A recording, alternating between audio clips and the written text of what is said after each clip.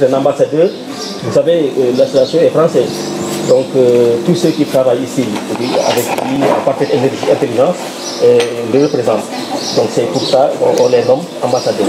Il fait le tour du Sénégal. Bon, on vous enverra, comme il l'a dit, je vais vous envoyer les liens pour que vous puissiez avoir une idée du travail colossal qu'ils sont en train d'abattre. Et vraiment, de façon vraiment bénévole. Donc Jacques Dior. Ensuite, il y a Aminata Diop, c'est une sage-femme, Madame Bissine Ngom. Moi, c'est le truc que je n'ai pas reconnu. Donc, voilà, c'est une sage-femme aguerrie, on la connaît. Daniel nous a parlé de vous, ouais, mais bon, je ne savais pas que c'est. Donc, on a été un peu dans la santé. On a géré l'hôpital en tant que président du comité de santé. Voilà. Et le Ignace Dior. L'autre séeréer, c'est un séeréer comme Jacques. Donc lui, c'est le référent. C'est lui le représentant de l'AFP. Et il y a aussi M. Kouy du Soleil. Voilà. Donc, bon, comme ils ont fini leur déclaration, chers confrères, maintenant on va vous laisser la parole si vous avez des questions à poser. Voilà, ils m'ont demandé de poser la première question.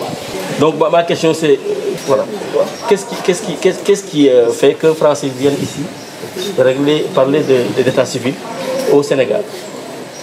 L'association n'a pas été créée pour s'occuper de l'état civil. En fin de compte, c'est le hasard.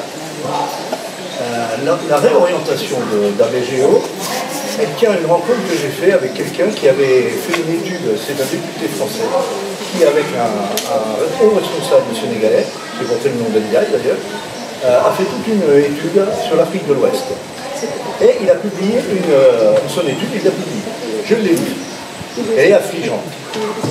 Et comme je l'ai rencontré, c'est un de mes voisins dans la banlieue nantaise, je suis allé le voir et je lui ai dit qu'est-ce que je peux faire. Parce que moi je ne sais pas ce que je peux faire. Et il m'a dit retourne où tu viens. Va voir tes écoles et fais ton sondage. Et là tu vas savoir ce que tu as loupé. Là où tu n'as pas bien travaillé. Je suis allé à l'Institut d'État.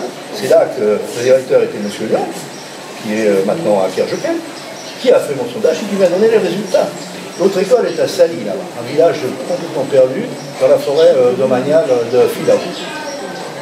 Là-bas, il y a une centaine d'enfants, mais c'est 100% qui n'ont pas d'identité. À Kébémer. Ils dépendent de Kébémer, mais ils sont à côté de Nampoule. Il y a eu des audiences foraines, mais les parents n'emmènent pas, ce sont des Paul Jerry. Les parents n'emmènent pas, ne font pas la démarche. Ils ne font même pas la démarche pour leur terre, qui peuvent valider. Donc, ni les terres, ni les enfants, mais par contre, le bétail, ça, ils s'en occupent. Or, ils mettent les priorités où ils veulent. Mais moi, qui construis les écoles, et quand on veut construire les écoles, le préalable, la première des choses, c'est l'état civil. Et d'ailleurs, au Sénégal, dites-moi si je dis une bêtise, officiellement, avant d'aller à l'école, le jour de la rentrée en préscolaire ou en scolaire, vous devriez présenter un extrait de naissance. C'est la loi. Et vous ne le faites pas. Voilà, j'ai fini. C'est tout. Voilà pourquoi on est... Merci, je suis satisfait.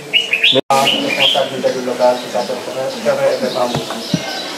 fait, je voudrais savoir, est-ce que vous avez un peu fait une enquête pour remonter, pour voir qu'est-ce qui est à l'origine de cette situation? Je ne pense pas que parmi les parents, en tout cas parmi les enfants qui n'ont pas d'expérience, je ne pense pas que c'est juste par exemple de non-déclaration. Il y a d'autres situations qui sont derrière ça.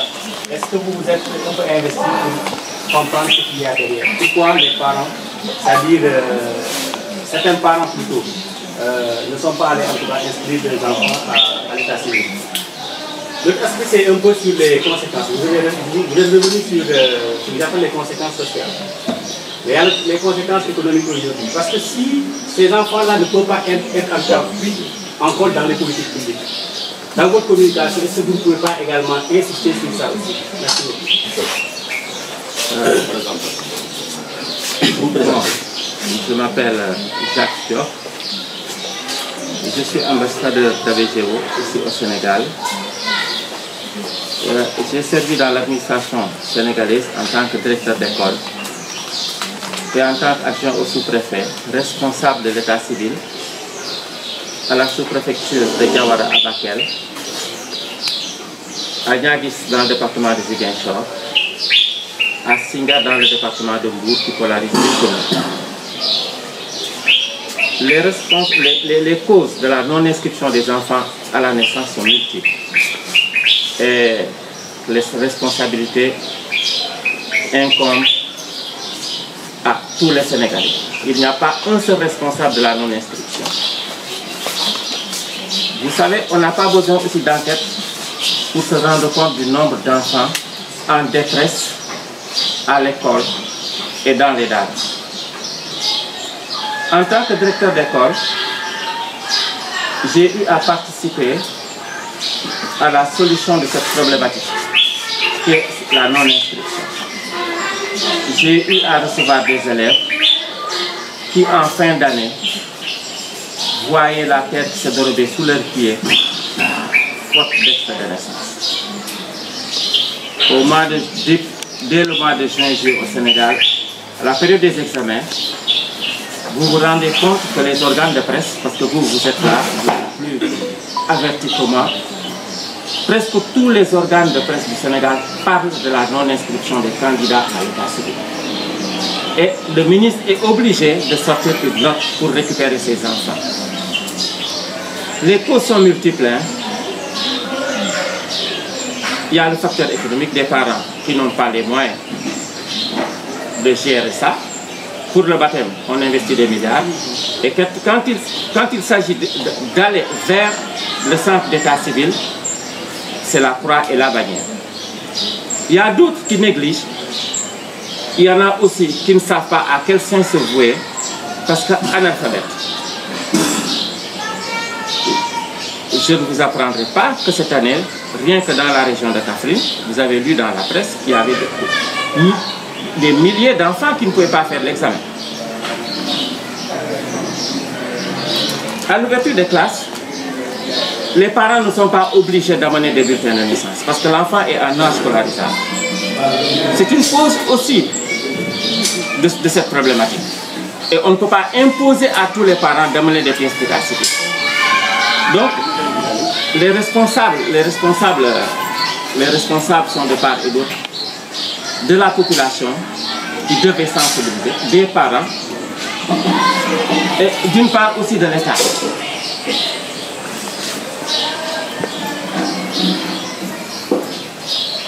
Et les conséquences? Les conséquences, vous savez, l'enfant a un droit qui est stipulé dans l'article 51 du Code de la famille sénégalaise. Parce que notre vie est marquée par des codes. Dans le Code de la famille qui gère l'état civil, il est indiqué que dès la naissance, l'enfant doit être identifié. L'enfant doit recevoir son acte d'état civil qui prouve juridiquement qu'il existe. Sans ce papier, l'enfant n'est rien. Il n'est pas gambien, il n'est pas chinois, il n'est pas sénégalais. Hein. Ça, c'est la première conséquence. Et les dangers le guettent à tout moment. Les conséquences sont multiples. Que ce soit l'enfant scolarisé comme l'enfant non scolarisé. Quand tu n'as pas d'acte de naissance, tu ne peux pas te présenter à un examen.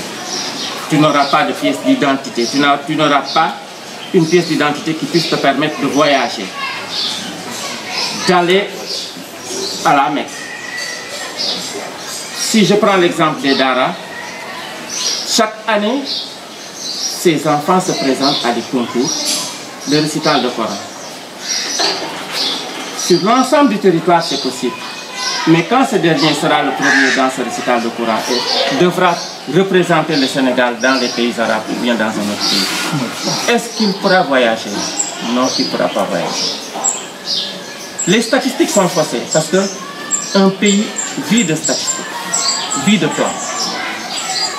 Sans cet enregistrement, on n'aura pas de données plausibles sur le nombre d'enfants à gérer sur le plan sanitaire, sur le plan du suivi médical, sur le plan de la prise en charge de beaucoup de facteurs, de beaucoup de domaines.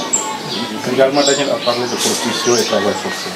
Bon, je ne vais pas entrer dans ce domaine parce que moi, Bon, ça c'est l'enfant quand il aura à grandir et atteindre un certain palier de développement. Moi, je m'arrête simplement à un enfant à bas âge, mais les conséquences, elles sont incalculables, hein, et elles peuvent aller même au-delà de la prostitution. Les criminels qui n'ont pas d'identité, ils ne laissent pas de traces, hein. Il n'y a pas d'ADN, il n'y a rien, on ne peut pas les suivre. Ils commettent des dégâts et ils se volatilisent dans la nature. Donc, sans identité, tu n'es pas scolarisé. Tu es un ignorant, donc tu es comme l'aveugle et les dangers te guettent à tout moment. Tu es même un danger pour la société. Et quelles sont les solutions pour régler tout ça? La solution primordiale, c'est de faire de toi, qui est là, qui représente un organe de presse, c'est de faire le premier ambassadeur de ABGEO.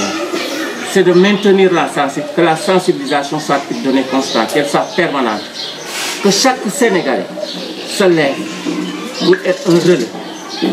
Que chaque Sénégalaise soit un relais pour aller s'activer dans son domaine de compétences afin que tous les enfants de son quartier, de son voisinage aient une identité.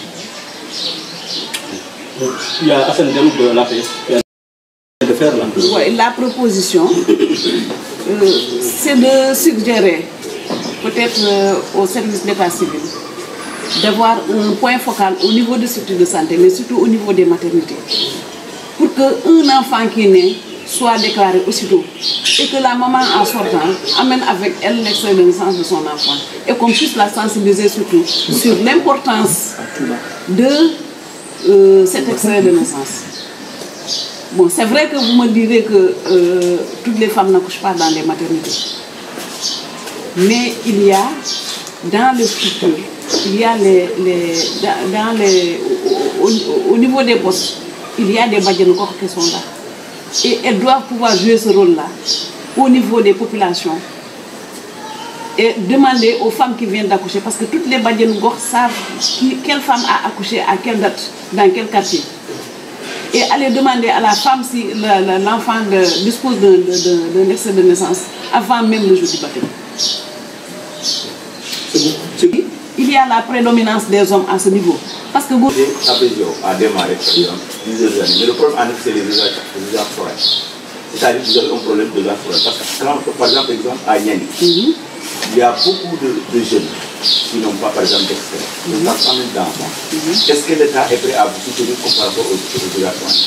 Parce que c'est ça le problème. Quand on parle d'extrait, c'est ça. L'État doit particulariser une situation pour les gérer. La problématique de l'état civil, c'est global, c'est sur l'ensemble du territoire sénégalais. Je vais revenir à madame pour donner un exemple précis sur ce qu'elle vient de dire. Si vous allez au poste de santé de Boussobé à Touba, il y a une dame qui est chargée de l'état civil, membre du comité de gestion de ce poste de santé. Elle s'appelle Fatou. J'ai eu à faire une émission radio à Touba sur ça et on était ensemble, on a partagé le plateau ensemble. Créer des Badjanougor, créer des Nigayougor. Votre ASC, l'ASC que vous dirigez, il faut que les jeunes s'investissent sur ça. Ce n'est pas le sport uniquement ou bien les récréatifs ou bien les sciences récréatives qui doivent être votre quotidien, Non, soyez des citoyens et donner quelque chose à l'État. L'État ne peut pas tout faire. Vous devez être à la place de l'État. N'attendez pas que l'État intervienne pour balayer la devanture de votre mosquée ou de votre église. Vous n'avez pas compris la question. J'ai très bien compris, monsieur. Je dis que la question c'est au niveau national. C'est-à-dire même à Tamba. Même si vous l'avez dit tout à l'heure. Les audiences sont pourquoi l'État. Attention, j'ai pas fini. Écoutez, l'audience foraine n'est pas une fin en soi. L'audience foraine, c'est tout juste un moyen pour régler une situation ponctuelle. Et notre but, nous, ABGEO, c'est de ne pas perpétuer cette audience foraine. C'est avec une sensibilisation accrue. Quand on aura fait de toi un ambassadeur et qu'il n'y aura plus d'audience foraine dans le Malicounda, c'est en ce moment qu'on aura atteint nos objectifs et que notre projet vraiment prendra fin pour aller vers d'autres sphères de la vie. L'audience foraine n'est pas une fin, monsieur, je regrette. C'est un moyen de régler des problèmes ponctuels. C'est un pansement. Donc nous ne sommes pas là pour pérenniser un mal. Non, on le soigne, monsieur Ndiaye. Bon, mon mot de la fin.